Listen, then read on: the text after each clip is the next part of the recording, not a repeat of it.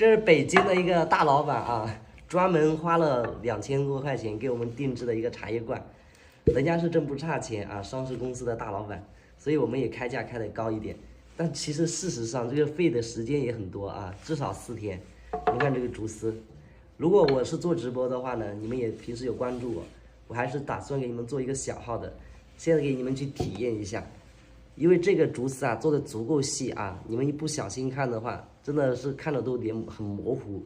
很多人是这个底部是不会编的啊，因为它凹进去，飞檐就是没有几个师傅能做，会做竹编，哎，上面它能编，下面编不了。来，打开里面给你们看看，嘣的一声啊，瓷胎内胆羊脂白玉瓷，这个装茶叶它就不会串味了，也是一个手把件，你可以。